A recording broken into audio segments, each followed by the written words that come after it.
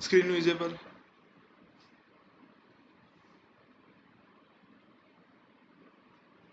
Hello, आवाज येतोय माझा?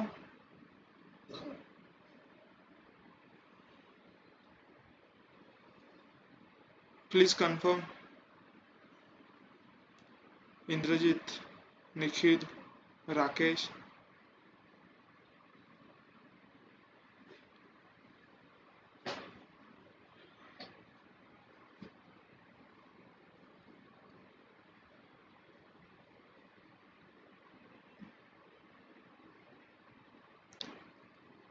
हेलो.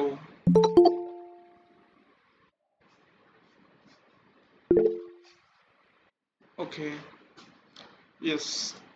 सो हम स्टार्ट करते हैं.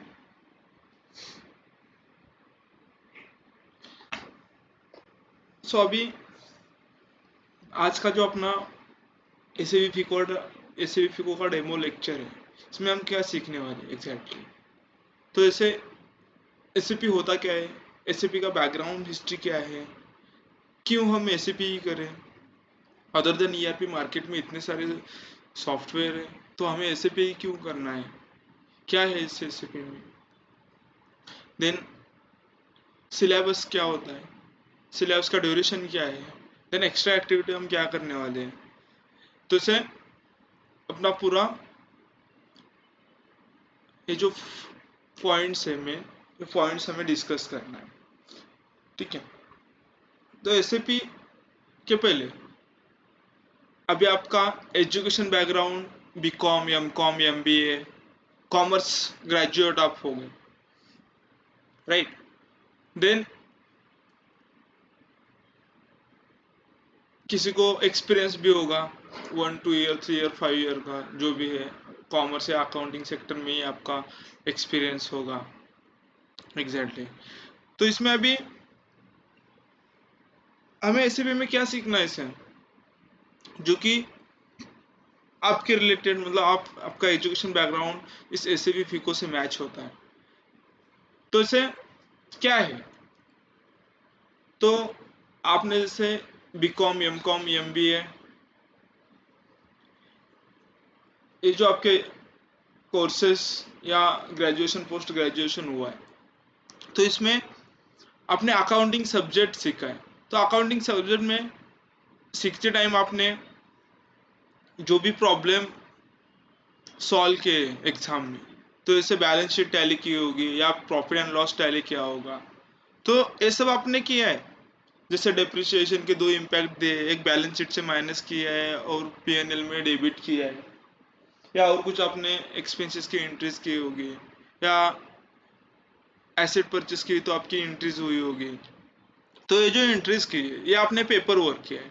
लेकिन जब after completed graduation post graduation जब आप मार्केट में आते हो, मार्केट में जॉब सर्च करते हो, तो आपको सब जगह कंप्यूटराइज सिस्टम दिखेगी, जो कि उसमें आपको सॉफ्ट स्किल, मतलब जो भी अकाउंटिंग आपने जो पेपर वर्क किया था वही अकाउंटिंग आप अभी कंप्यूटर में से सॉफ्टवेयर होते हैं, उसको बोला जाता है ईआरपी बेस्ड सॉफ्टवेयर. तो जैसे ईआरपी बेस्ड सॉफ्टवेयर में आपका जो डेटा होता है डे टू डे बेसिस पे, जो हम एक कंपनी के लिए जो भी डे टू डे बेसिस पे ट्रांजैक्शंस करते हैं, जैसे लाइक परचेस के लिए, सेल्स के लिए, तो वो जो ट्रांजैक्शन है वो ट्रांजैक्शन आपको स्टोर करना पड़ता है. तो स्टोर करने के लिए आप इसे ईआरपी बेस्ड सॉफ्टवेयर में या ईआरपी बेस्ड सॉफ्टवेयर की नीड होती है. तो कौन सा भी एक ईआरपी बेस्ड सॉफ्टवेयर में हम ये सब डाउनलोड करते हैं, सब डेटा स्टोर करते हैं. तो एग्जैक्टली ऐसे जो ईआरपी बेस्ड सॉफ्टवेयर थे या कंप्यूटराइज सिस्टम में जो आपके सॉफ्टवेयर होते हैं, उसमें हम क्या करते हैं, जो भी आपने अभी तक पेपर वर्क जो भी सीखा है वही अभी आपका जो नॉलेज है वो नॉलेज सिस्टम में आपको स्टोर करना पड़ता है. एक सिस्टम होती है ईआरपी बेस्ड, उसमें आपको ये data day to day basis पे स्टोर करना. तो इसे ईआरपी बेस्ड सॉफ्टवेयर कितने हैं मार्केट में.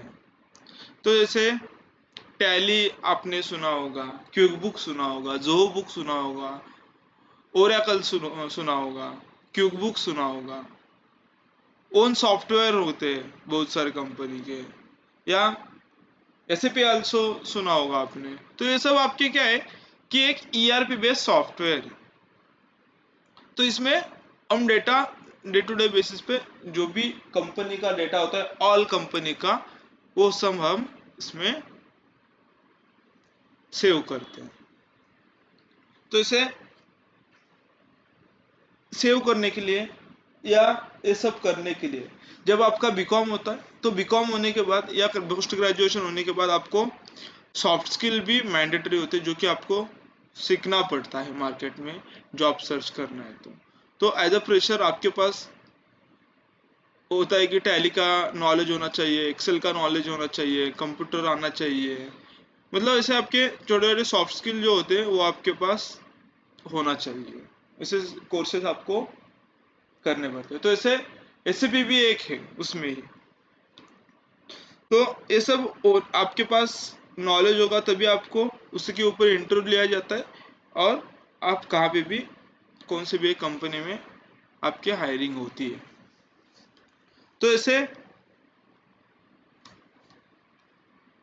ERP बेस्ड सॉफ्टवेयर मतलब होता क्या है, जैसे SAP also ERP based software है। कौन सा भी एक सिस्टम ले लो, जो भी डेटा हम स्टोर करते हैं तो अकाउंटिंग के लिए, तो वो सब आपके ERP बेस्ड सॉफ्टवेयर ही होते हैं। मतलब ओन सॉफ्टवेयर हो, जो बुक हो, ओरेकल हो, क्यूब बुक हो, कौन सा भी एक हो, तो ये सब आपके ERP में ही आते हैं। तो ERP सिस्टम क्या होता है एग्जैक्टली? तो ERP stand for enterprises resource planning. Enterprise resources planning मतलब क्या होता है? तो जैसे मैंने बताया कि ऑल कंपनी का डेटा हम सेव करते हैं या स्टोर करते हैं। तो ये करने के लिए आपके पास डिपार्टमेंट वाइज आपको अलग अलग एक्टिविटी, रोल्स एंड रिस्पॉन्सिबिलिटी होते हैं। तो हर एक डिपार्टमेंट का जो भी डेटा होता है एक ERP में स्टोर होता है। मतलब ऑल कंपनी का डेटा एक ERP में हमें स्टोर करना पड़ता है। तो ये ERP बेस्ड सॉफ्टवेयर अभी लॉन्च हुए हैं मार्केट में। तो ERP मतलब एंटरप्राइजेस रिसोर्सेस प्लानिंग। तो एंटरप्राइजेस मीन्स ऑर्गेनाइजेशन, कंपनीज जो होते हैं वो लार्ज ऑर्गेनाइजेशन, मतलब आपके एंटरप्राइजेस होते हैं। देन रिसोर्सेस मीन्स रिसोर्स क्या करते हैं, जैसे man power, material, money, machinery, ये हम क्या करते हैं, रिसोर्सेस करते हैं। देन प्लानिंग मीन्स क्या होता है कि प्रॉपर यूटिलाइजेशन ऑफ रिसोर्सेस। तो प्रॉपर यूटिलाइजेशन करना पड़ता है आपको रिसोर्सेज का, तो उसको बोला जाता है ERP। सो ERP में आपका ऑल कंपनी का डेटा जो होता है वो स्टोर होता है। जैसे ऑल कंपनी का मतलब कंपनी में, एक कंपनी में आपके अलग अलग डिपार्टमेंट्स होते हैं। तो जो डिपार्टमेंट मतलब अकाउंटिंग डिपार्टमेंट होता है, सेल्स डिपार्टमेंट होता है, HR डिपार्टमेंट होता है, उसके बाद परचेस होता है, प्रोडक्शन होता है। तो ये सब आपके डिपार्टमेंट्स हैं। तो ये जो डिपार्टमेंट्स है इसमें आपको डेटा स्टोर करना, हर एक डिपार्टमेंट का अलग अलग डेटा होता है वो आपको स्टोर करना होता है। तो इसे ERP का फुल फॉर्म होता है और उसका मीनिंग होता है। ठीक है। तो ERP एक आपका सेंट्रलाइज सिस्टम होता है जिससे आपका all data are interconnected with each other each department. So interconnected होता है, जो कि increase revenue and customer delight के लिए हम एक ERP बेस्ड सॉफ्टवेयर क्या करते हैं,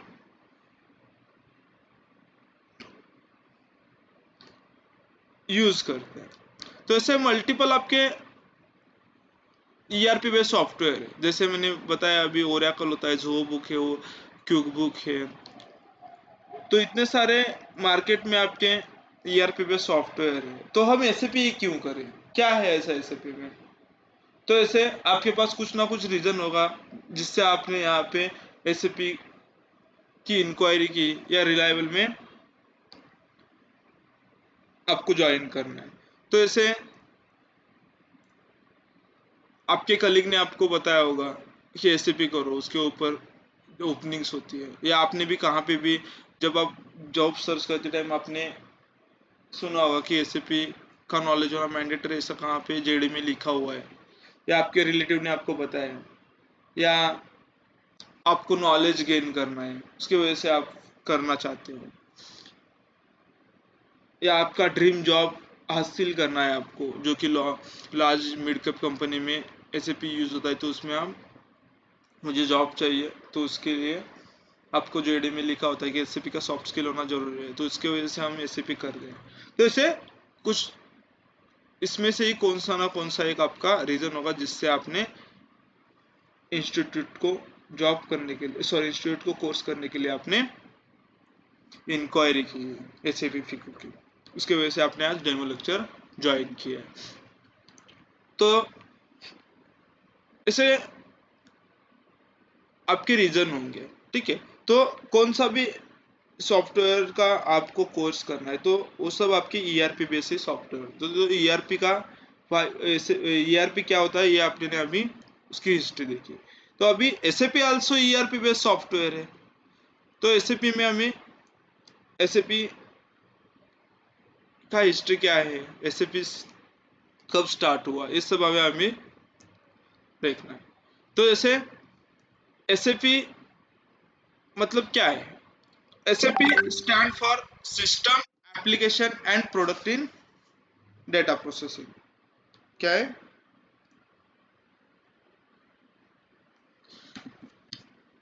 system application and product in data processing, ये आपका SAP का फुल फॉर्म है। Correct pronunciation SAP, not SAP, SAP बोला जाता है, ठीक है। तो SAP system application and product in data processing, ये आपका फुल फॉर्म है। तो ऐसे SAP system application and product in data processing, इसमें आपको कुछ पता नहीं चल रहा है कि क्या है, तो हम एक एग्जांपल लेते हैं। तो ऐसे मान लो कि अभी आपको एक मोबाइल में व्हाट्सएप पे आपको क्या करना है कि एक स्टोरी अपलोड करना है। क्या करना है कि मोबाइल में हमें एक स्टोरी अपलोड करना है। तो स्टोरी अपलोड करने के लिए आपके पास क्या क्या होना जरूरी होता है?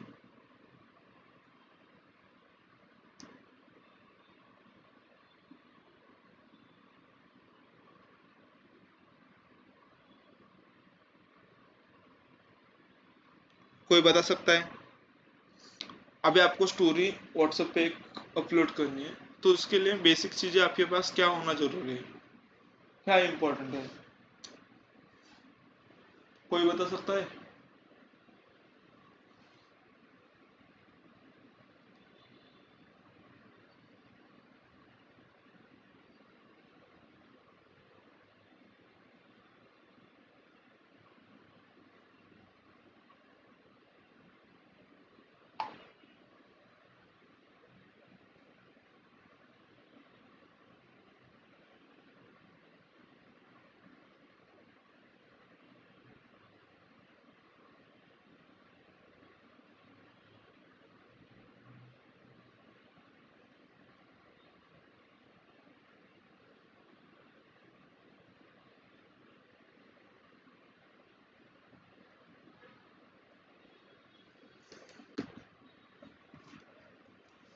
तो मैं ये बता देता हूँ आपको कि नॉर्मली तो system application and product in data processing में, जैसे मैंने अभी आपको एक एग्जांपल दिया कि एक मोबाइल में आपको एक व्हाट्सएप पे स्टोरी अपलोड करना है, तो आपके पास क्या क्या बेसिक चीज़ें जो होती है वो आपके पास होना चाहिए। तो जैसे पहले तो आपके पास व्हाट्सएप पे स्टोरी डालना है तो आपके पास पहले तो मोबाइल होना जरूरी है।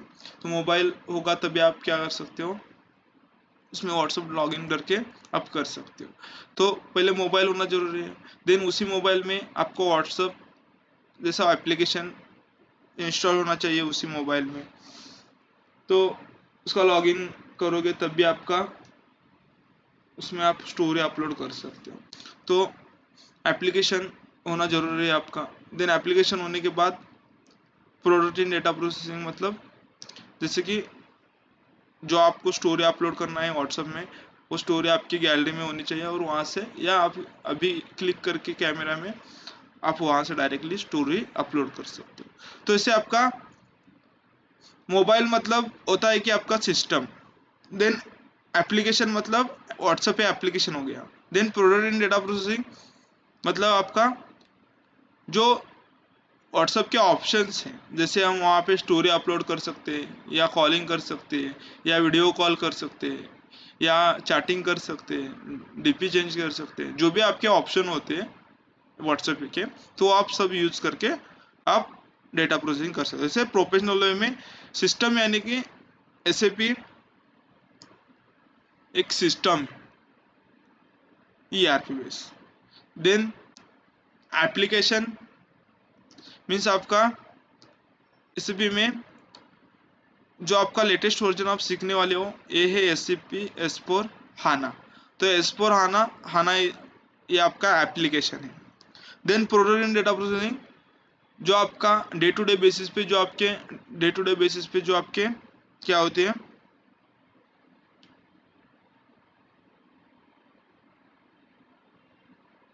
एक्टिविटीज होती है सेल्स और परचेस के, वो आपको प्रोडक्ट इन डेटा प्रोसेसिंग में आपको करना है। तो इसे आपका फुल फॉर्म है system application and product in data processing. Correct pronunciation is SAP। तो SAP की जर्नी कब स्टार्ट हुई, जैसे मैंने अभी आपको बताया कि क्यों हमें SAP ही करना है, तो ऐसे मैंने रीजन बताए, उसके वजह से आपने SAP ज्वाइन किया है। या मैं एक 100% आपको मतलब एक उसका कॉमन रीजन बता देता हूँ कि SAP क्यों करना है हमें। तो जैसे मार्केट में जब आप जाओगे तो ग्लोबली आपका जो मार्केट का वैल्यू है ईआरपी में, कौन सा ईआरपी ज़्यादा कंपनीज यूज करके अपना अपना बिजनेस ग्रो कर रहे हैं, कौन सी ईआरपी में सब डेटा स्टोर करके अपना अपना बिजनेस ग्रो कर रहे हैं, तो वही एक ईआरपी बेस्ड सॉफ्टवेयर एसएपी, उसमें ही 80% जो ग्लोबली मार्केट है, ये ग्लोबली मार्केट आपका एसएपी का है। अदर देन 20 में आपके ये टैली, क्यूबुक, जोबुक, ओरेकल, ओन सॉफ्टवेयर, ये सब आपके 20% में आते हैं। तो ऐसे जो भी आपके टॉप कंपनीज है, जो भी आपके एमएनसी कंपनीज है, जो भी आपके large cap mid cap companies है, ये सब आपके एसएपी के साथ ही अपना अपना बिजनेस ग्रो कर रहे हैं। तो आपको ड्रीम जॉब हासिल करना है तो आपको उसमें मतलब जिस कंपनी में जो सॉफ्टवेयर चलता है उसी के हिसाब से आपका नॉलेज होना इम्पोर्टेंट होता है। इंटरव्यू शेड्यूल हुआ तो आपको उसी के रिगार्डिंग आपको वो पूछेंगे। तो ऐसे ऐसे मार्केट में कितने कंपनी, जैसे अभी यहाँ पे मैं आपको दिखाऊंगा कि जिनका मार्केट में गुडविल है, आपको भी पता है उनका नाम, जैसे टाटा हो गया, पेप्सी हो गया, एनटीपीसी हो गया, ओएनजीसी हो गया, एशियन पेंट हो गया, हीरो हो गया, एमआरएफ हो गया, कैपजेमिनी हो गया, इन्फोसिस हो गया, टस हो गया, बॉश हो गया। तो इतने सारे कंपनी जो है, इससे अलावा भी बहुत सारे हैं, लेकिन आपको इनका नाम पता है, मार्केट में है ऑलरेडी है। तो इस कंपनी में एसएपी ही यूज होता है। तो एसएपी के साथ ही अपना अपना बिजनेस ग्रो कर रहे हैं हमारे। तो 80% जब आपके जॉब एससीपी में ही है, या 80% एससीपी यूज होता है, तो ऑब्वियसली मार्केट में 80% जॉब ओपनिंग्स एससीपी के ऊपर ही होंगे। तो इसलिए हमें एससीपी का नॉलेज होना इम्पोर्टेंट है। आज ना कल उसके ऊपर आपको जॉब लगेगा ही लगेगा कहाँ पे। तो ऐसे एससीपी का आपका पार्ट होता है। उसके बाद हेडक्वार्टर एसएपी किसने स्टार्ट किया, तो आईबीएम के 4 एक्स एम्प्लॉय थे, उन्होंने मिलके ऑल्ड्रॉफ हेडक्वार्टर है, जर्मनी में सॉफ्टवेयर है, तो उन्होंने मिलके एसएपी स्टार्ट किया है। देन मार्केट में जब आप एसएपी करके आफ्टर कंप्लीटेड कोर्स आप जब मार्केट में जॉब सर्च करोगे, तो आप इंडिया में भी जॉब सर्च कर सकते हो, अदर कंट्री में भी आपको जाना है तो भी आप जा सकते हो।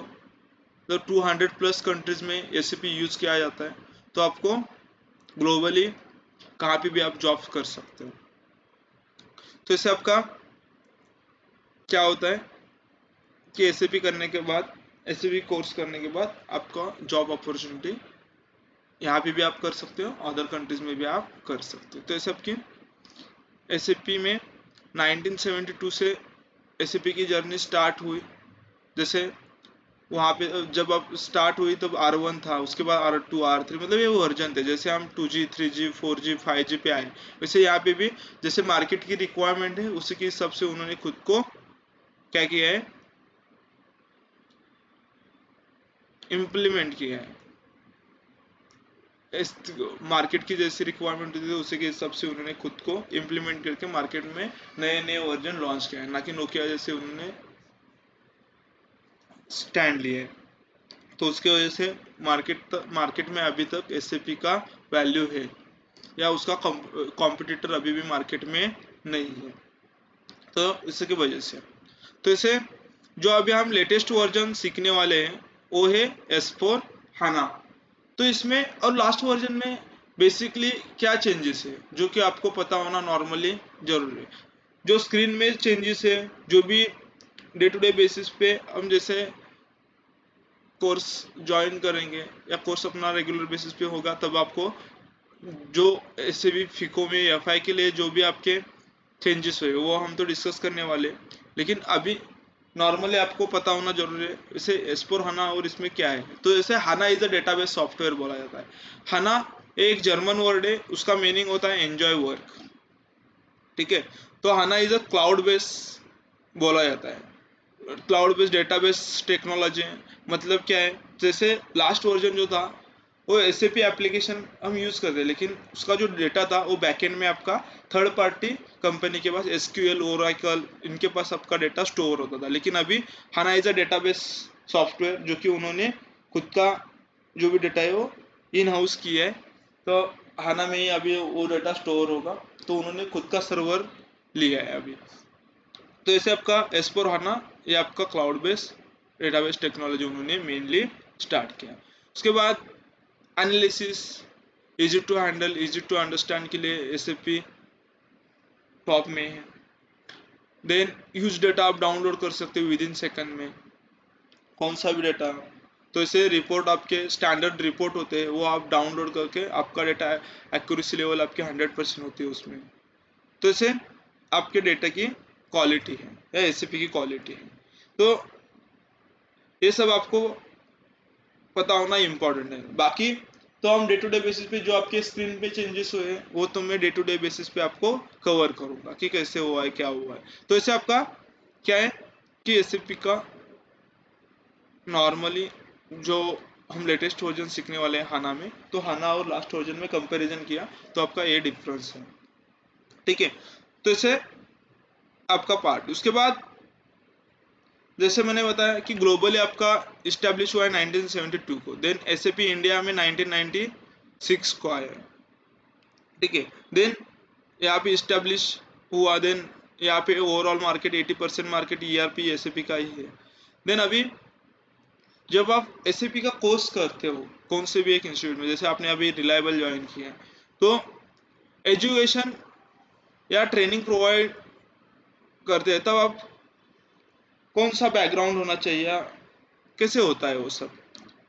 तो normally post graduation post graduation वाले कौन सा भी एक कोर्स करते हैं। तो ऐसे कोर्स कौन कौन से होते हैं, जैसे कॉमर्स वाले कर सकते हैं या अदर देन भी कर सकते हैं, या कैसे होता है। तो ऐसे मेनली एसएपी के टू मॉडल्स होते हैं, एक होता है फंक्शनल और दूसरा होता है टेक्निकल। ऐसे दो मॉडल्स है आपके, ठीक है। तो अभी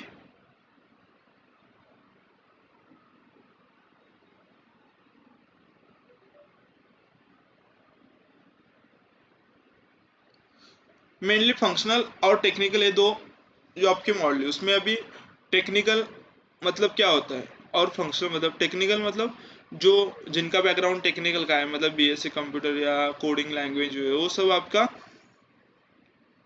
कम टेक्निकल में जाता है। उसके बाद नॉन टेक्निकल मतलब फंक्शनल होता है। नॉन टेक्निकल मतलब फंक्शनल मतलब क्या, कि जैसे जो आपके इंडिविजुअली ऑल डिपार्टमेंट्स होते हैं, जैसे फाइनेंस अकाउंट डिपार्टमेंट होता है, सेल्स डिपार्टमेंट होता है, परचेज डिपार्टमेंट होता है। तो हर एक डिपार्टमेंट का अलग अलग वर्क एंड रिस्पॉन्सिबिलिटी होता है एसएमई में, तो उनके लिए अलग अलग कोर्सेस अवेलेबल किए हैं मार्केट में या इंस्टीट्यूट में, जैसे रिलायबल में भी है।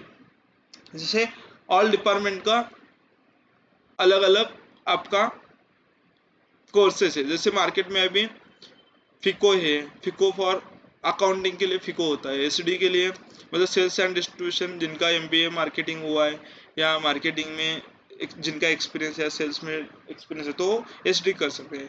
एमईएम मटेरियल मैनेजमेंट जिनका स्टोर एंड परचेस में एक्सपीरियंस है, एनी ग्रेजुएट एमएम कर सकता है। एचआर एमबीए एचआर किसका हुआ है या एचआर में जिनका एक्सपीरियंस है वो सब एचआर कर सकते हैं। क्वालिटी मैनेजमेंट इंजीनियरिंग बैकग्राउंड है या जिनका क्वालिटी में एक्सपीरियंस वो क्यूएम कर सकते हैं। पीपी प्रोडक्शन प्लानिंग जैसे कि जिनका प्रोडक्शन का कुछ एक वर्क एक्सपीरियंस है, एनी ग्रेजुएट पीपी कर सकते हैं। तो ऐसे आपका फंक्शन में क्या होता है कि ऑल डिपार्टमेंट के लिए अलग अलग डिफरेंट डिफरेंट डिपार्टमेंट के डिफरेंट डिफरेंट कोर्सेस यहाँ पे अवेलेबल होते हैं। तो इसे फंक्शनल और टेक्निकल, इसे आपके दो मॉड्यूल्स होते हैं। ठीक है, तो इसे फंक्शनल और टेक्निकल ये दो मॉड्यूल है आपके। देन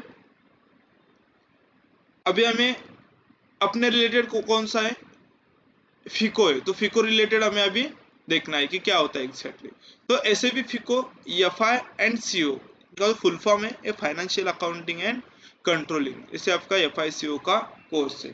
जिनका भी बैकग्राउंड बीकॉम एमकॉम अकाउंटिंग का एक्सपीरियंस है वो सब क्या कर सकते हैं कि फिको कर सकते हैं। तो यहाँ पे मार्केट में जब आप जाओगे तो आपका ऐसे भी फिको के लिए एफआई एंड सीओ ऐसे दो क्या होते हैं, अलग अलग कोर्सेस है मार्केट में। एफआई का अलग है और सीओ का अलग है। तो एफआई वाला मतलब जिनका बैकग्राउंड कॉमर्स या एमबीए हुआ है या अकाउंटिंग रिलेटेड जिनका एक्सपीरियंस है वो सब एफआई कर सकते हैं।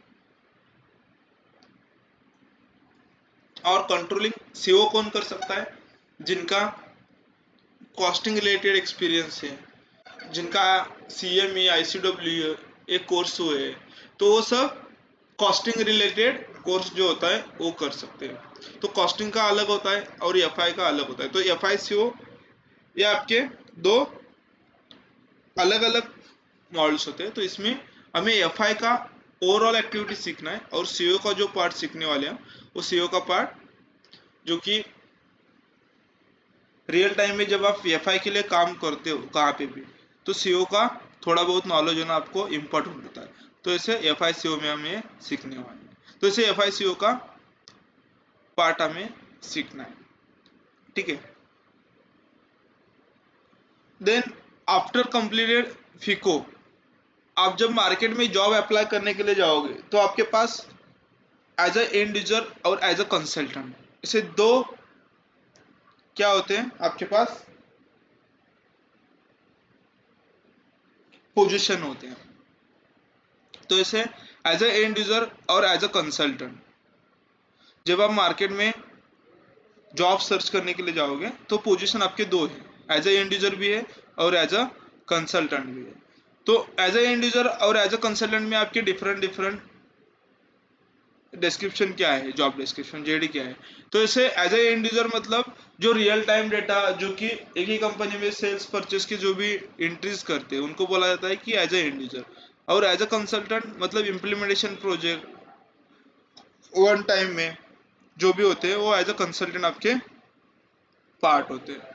तो इसे एज ए एंड यूजर और एज अ कंसल्टेंट ऐसे दो आपके पास पोजीशन होते हैं। तो इसे as a end user real time scenario data entry day to day basis जो भी आपके टास्क होते हैं वो आपको करना है। और कंसल्टेंट में सपोर्ट का प्रोजेक्ट होता है, इम्प्लीमेंटेशन का प्रोजेक्ट होता है, जो कि सपोर्ट मतलब जो एंड यूजर को जो भी एरर आए उनका रिजोल्यूशन करना ये एज अ कंसल्टेंट का काम होता है। तो इसमें हम बहुत सिलेबस कवर करने वाले एज ए एंड यूजर और एज अ कंसल्टेंट दोनों भी हमें यहाँ पे कवर करने। तो ऐसे एज ए एंड यूजर और एज अ कंसल्टेंट इसमें अभी एक एग्जांपल लेके हम समझ लेंगे कि कैसे होता है। जैसे मान लो कि मेरी एक कंपनी है, अभी एक कंपनी में मैं वर्क करता हूँ जो कि वहाँ पे ईआरपी बेस्ड टैली है सॉफ्टवेयर, लेकिन अभी मेरा करोड़ों में क्या गया है, टर्न ओवर गया है। तो करोड़ों में गया है उसकी वजह से मुझे एक्यूरेसी लेवल जो मैनेजमेंट को जो भी रिपोर्ट चाहिए वो रिपोर्ट डाउनलोड नहीं हो रहे, एग्जैक्टली एक्यूरेसी लेवल नहीं है उसमें। तो उसकी वजह से मुझे बहुत सारे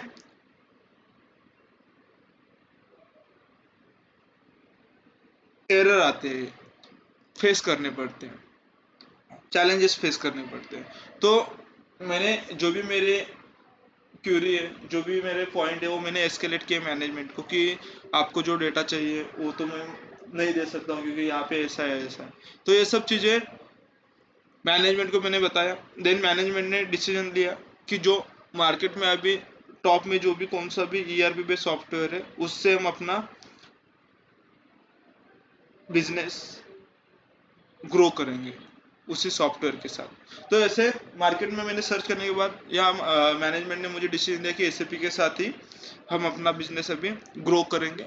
तो हमें टैली से अभी डेटा सब एसएपी में कन्वर्ट करना है और एसएपी में ही हम सब करेंगे क्योंकि अभी उन मल्टीपल रिपोर्टिंग 0 सेकंड में हम डाउनलोड कर सकते हैं, एक्यूरेसी लेवल 100% है। तो उसी के हिसाब से हमने क्या किया कि एसएपी के साथ ही अपना बिजनेस ग्रो करने के लिए अपने ने डिसीजन लिया। देन मैं पहले जो कि एसएपी सर्वर की जो भी कंपनीज सर्विस प्रोवाइड करते हैं, मतलब इम्प्लीमेंट करके देते हैं, वो कौन कौन सी कंपनीज है ये मैंने पहले सर्च किया। तो उसमें मुझे कैपजेमिनी, विप्रो, टीसीएस, पीडब्ल्यूसी, केपीएमजी, कैपजेमिनी, टॉपसोर्स, ऐसे बहुत सारे जेनकॉन, ऐसे बहुत सारे कंपनीज मुझे वहाँ पे सर्च होंगे गूगल में ऑनलाइन। देन उसी में से एक कौन सा भी मैं एक मेरे लिए वो वेंडर है तो एक कौन सा भी वेंडर मैं वहाँ पे सिलेक्ट करूँगा जो कि प्रोफेशनली या निगोशिएशन के लिए सही है, अपने कॉस्ट में दे रहा है, जो आपका बजट है उसी में है। तो इसे एक मैंने सिलेक्ट किया कौन सा भी वेंडर जो कि एसएपी में अभी जो मेरा टैली का डेटा है वो अभी एसएपी में कन्वर्ट करके देगा। तो उनको बोला जाता है कि सर्विस बेस्ड कंपनी जो कि करते हैं, मतलब आईटी सेक्टर में वो सब कंपनीज होते हैं। तो उनके पास उनसे मैं डिस्कस करने के बाद उनसे मैंने कनेक्ट किया, मीटिंग लिया। देन उनके साथ मैंने कनेक्ट करके मैं जब कनेक्ट करता हूँ उनसे तो जो भी मेरा नेचर ऑफ बिजनेस है वो मैं उनसे डिस्कस करूँगा मीटिंग में। देन जो आपके टैली में जो भी मेरे टैली में डेटा है, ओपनिंग क्लोजिंग बैलेंस वेंडर का हो, कस्टमर का हो, जीएल का हो, एसेट का हो, तो वो सब मैं उनको जो उनकी रिक्वायरमेंट होती है उसी के हिसाब से मैं उनको उन्हीं के फॉर्मेट में को शेयर करूंगा जो टैली का डेटा है। देन वही जब सब डेटा वो एज इट इज एसएपी में इम्प्लीमेंट करेंगे, कन्वर्ट करेंगे, माइग्रेट करेंगे, कस्टमाइज करेंगे। देन वो करने के बाद आपका जो टैली में जितना भी ओपनिंग क्लोजिंग बैलेंस था उतना ही सेम अभी एससीपी में भी वो लेके आएंगे। देन जो अपना इम्प्लीमेंटेशन हुआ है वो एसएपी में अभी उन्होंने किया है। देन एसएपी में करने के बाद वो मुझे हैंड ओवर करेंगे एसएपी में। और देन मैं एसएपी में अभी डे टू डे मेरा जो परचेस सेल्स के एंट्री जो भी है वो सब मैं डेटा अभी एज अ एंड यूजर एक ही कंपनी का data day to day basis पे अभी एक्टिविटी जो टैली में करता था वही मैं अभी एसएपी में करना स्टार्ट करूंगा। तो ऐसे एज अ कंसल्टेंट जो एसएपी में डेटा उन्होंने इम्प्लीमेंट करके दिया हमें वो सब होता है एज अ कंसल्टेंट का वर्क।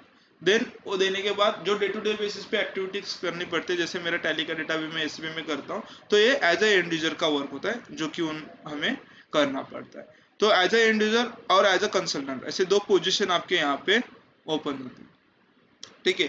तो उसमें से एज ए एंड यूजर और एज अ कंसल्टेंट ये दोनों का भी सिलेबस यहाँ पे कवर होता है, हम सीखने वाले अपकमिंग 3 मंथ्स में, ठीक है। तो ये आपका क्या होता है कि पोजीशंस होते हैं, ठीक है।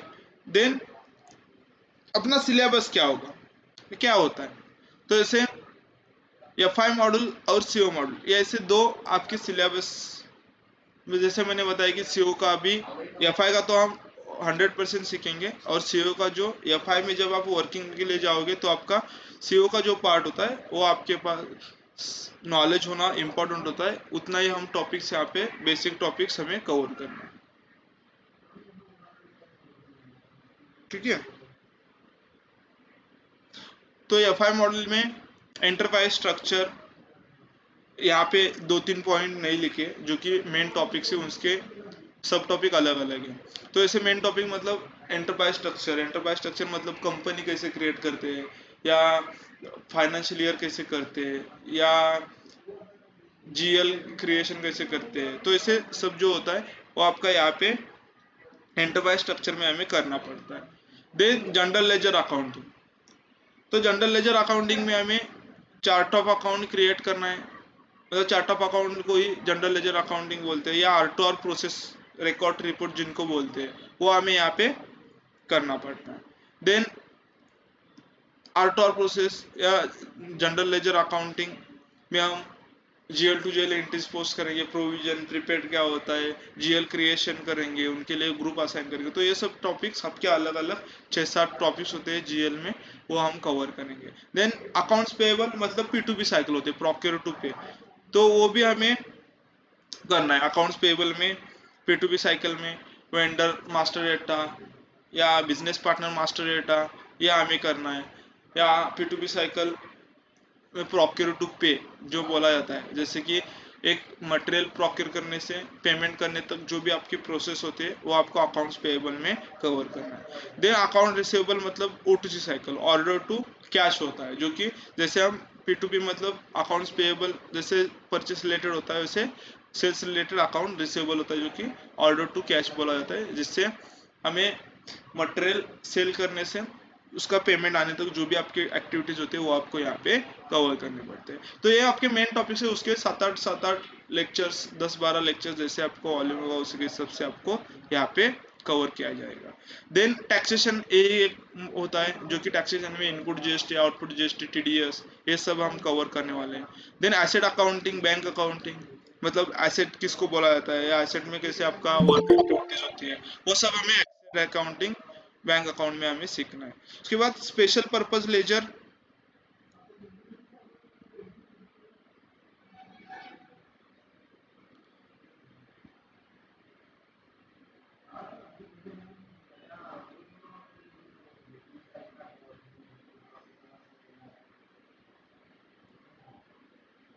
तो ऐसे स्पेशल पर्पस लेजर मतलब जब आप मार्केट में आपका कंपनी क्रिएट करते हो, या कंट्री वाइज आपको अलग अलग कंट्री वाइज आपको आपके ब्रांचेस हैं, जैसे एक इंडिया में एक यूएस में है, तो यूएस में और इंडिया में जो भी आप अकाउंटिंग करते हो उसका डेटा आपको एक ही करेंसी में चाहिए, एक ही फाइनेंशियल ईयर में चाहिए, तो वो करने के लिए आपके पास एसएपी में क्या ऑप्शन होता है, तो स्पेशल पर्पस लेजर मतलब पैरेलल अकाउंटिंग कंसेप्ट रहती है। तो वो पैरेलल अकाउंटिंग कंसेप्ट में हमें वो सीखना है कि कैसे हम पर्पस स्पेशल पर्पस लेजर मतलब लेजर का यूज करके हम कैसे कर सकते हैं। तो वहाँ पे जब आप रियल टाइम में सीखोगे वहाँ पे मैं ये कवर करूंगा। तो ऐसे आपका general ledger, accounts payable, account receivable, asset accounting and special purpose ledger में हम, देन एंटरप्राइज स्ट्रक्चर टैक्सेशन में हम ये सब एफआई में सीखने वाले हैं। देन सीओ मॉड्यूल में हमें सीखना है जो कि कॉस्ट एलिमेंट अकाउंटिंग, जैसे जनरल लेजर अकाउंटिंग एफआई में बोला जाता है उसको ही सीओ में बोला जाता है कॉस्ट एलिमेंट अकाउंट। उसके बाद कॉस्ट एलिमेंट अकाउंट में जो हम कॉस्ट आइडेंटिफाई करते हैं कि किस डिपार्टमेंट ने कितना खर्चा किया है, किस प्रोजेक्ट के लिए किया है, तो वो सब हमें कॉस्ट सेंटर से ट्रैक करना पड़ता है। तो वो जो कॉस्ट सेंटर्स होते हैं वो कॉस्ट सेंटर हमें यहाँ पे मेंटेन करने पड़ते हैं। तो वो कैसे करते हैं, कहाँ से डिफाइन करते हैं, वो सब हमें कंट्रोल में सीखना है। उसके बाद प्रॉफिट सेंटर अकाउंटिंग होता है जो कि जितना भी हम सेल करते हैं, प्रॉफिट करते, जो भी सेल करते हैं, जैसे कॉस्ट के लिए भी अपना कॉस्टिंग के लिए कॉस्ट सेंटर के लिए सॉरी कॉस्टिंग के लिए हम जैसे कॉस्ट सेंटर यूज करते हैं, वैसे प्रॉफिट के लिए मतलब सेल्स के लिए प्रॉफिट सेंटर हमें यूज करना पड़ता है, जो कि प्रॉफिट कहाँ से हुआ है, किस एरिया से हुआ है, किस प्लांट से हुआ है, वो सब हमें प्रॉफिट सेंटर से एनालिसिस करना पड़ता है। उसको भी प्रॉफिटेबिलिटी एनालिसिस बोला जाता है कि उसका एनालिसिस क्या होता है। तो उसके लिए cost centre, profit centre, controlling area, ये सब हमें क्रिएट करना पड़ता है। देन प्रोडक्ट कॉस्ट कंट्रोलिंग, जैसे एक प्रोडक्ट के ऊपर कितनी कॉस्ट आती है वो सब कैसे कैलकुलेशन किया जाता है, कैसे फॉर्मूला बेस होता है, वो सब हमें सीओ में कवर करना है। तो ऐसे एफ आई एंड सी ओ ऐसे दो पार्ट होते हैं अपने, जो कि एफ आई में हम 100% सब ए टू जेड, मतलब जैसे आपके मेन टॉपिक्स जैसे account payable, account receivable, asset accounting, bank accounting, taxation, तो ये सब हम जीएल अकाउंटिंग, ये सब अपने मेन टॉपिक है, ये हमें एफ आई में कवर करना है। और सीओ में इतना टॉपिक हमें, मतलब कॉस्ट सेंटर क्या होता है, प्रॉफिट सेंटर क्या होता है, प्रॉफिटेबिलिटी एनालिसिस क्या होता है, ये सब हमें सीओ में कवर करना है। तो ऐसे एफ आई एंड सीओ ऐसे दो पार्ट हमें यहाँ पे कवर करना है। देन ये जो अपना पॉइंट है वो हम 3 मंथ्स में कवर करने वाले हैं। कहाँ पे कवर, सॉरी, अपकमिंग 3 मंथ्स में हमें कोर्स में कवर करना है सब। देन अपना जो लेक्चर्स होगा वो अल्टरनेट डेज पे होगा। आज लेक्चर हुआ तो कल अपना प्रैक्टिकल रहेगा उसका, मतलब आपको आपके एंड से प्रैक्टिस करना है। देन फिर से नेक्स्ट डे में आपको फिर से कनेक्ट करना है। तो ऐसे आपके डे टू डे बेसिस पे, मतलब अल्टरनेट डेज पे, मतलब वीक में 3 लेक्चर्स होंगे, तो 3 दिन के लिए आपको मतलब ऑफलाइन ऑनलाइन कनेक्ट करना पड़ता है। तो ऐसे बहुत सिनेरियो में अपने लेक्चर्स रहते हैं एज अ वीक में 3 लेक्चर्स होते हैं, प्रैक्टिकल और थ्योरेटिकल में। तो इसे आपके लेक्चर्स जो होंगे उसमें आपको कनेक्ट करना है, ठीक है। देन एक्स्ट्रा एक्टिविटी, मतलब जैसे एक्स्ट्रा एक्टिविटी में हमें एवरी संडे कुछ ना कुछ सेशंस रहते हैं इंस्टीट्यूट की तरफ से, अपने तरफ से। जैसे फिको में कुछ और आपको एडवांस चाहिए तो एडवांस भी हम लेते हैं। उसके बाद हाउ टू जॉब सर्च या कम्युनिकेशन स्किल के ऊपर, तो इससे आपके क्या होते हैं, सेशन हो जाते हैं। तो उसी सेशन में आपको ये सब कवर किया जाता है, ठीक है। तो इसे आपकी एक्स्ट्रा एक्टिविटी भी होती है। देन एवरी सैटरडे आपका एग्जाम, प्रैक्टिकल एग्जाम रहता है, जो कि आपने वीक में जितना भी सिलेबस कवर किया है उसका प्रैक्टिस आपको करना है या प्रैक्टिकल एग्जाम देना है। देन संडे को, एवरी संडे मेरा रिव्यू रहता है, जो कि आपने प्रैक्टिस किया है वो मैं चेक करता हूँ कि कैसे किया है, करेक्ट किया है, नहीं किया है, वो सब हमें चेक करना होता है। तो ऐसे सैटरडे संडे जैसे अपने कम्युनिकेशन स्किल, ये सब डिस्कस, ग्रुप डिस्कशन, ये सब हम कवर करते हैं उसमें। तो ये सब के एक्स्ट्रा एक्टिविटीज भी होते हैं। तो ये सब अपना ओवरऑल क्या है कि एसएपी फिको का स्ट्रक्चर है। तो जैसे मैंने फर्स्ट में आपको बोला था कि क्या क्या हम एसएपी फिको में अभी डिस्कस करने वाले हैं, तो वो सब अपने ने पॉइंट यहाँ पे डिस्कस किया। मतलब सिलेबस का पॉइंट किया, एक्स्ट्रा एक्टिविटीज़ का किया, एसएपी की हिस्ट्रीज देखी, ईआरपी देखा, बेसिक क्या होता है, सिलेबस क्या होता है, पोजीशंस क्या ओपन होते हैं, ये सब फाइल क्लियर किया, एसएपी क्यों करना है हमें। तो इसे आपके ये पॉइंट्स हैं। तो इसमें अभी कुछ आपको डाउट है या कुछ पूछना है, समझ में आया सबको?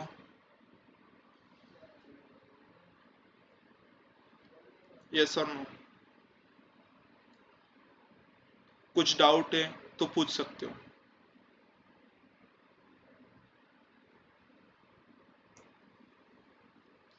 नहीं है तो हम ड्रॉप करेंगे।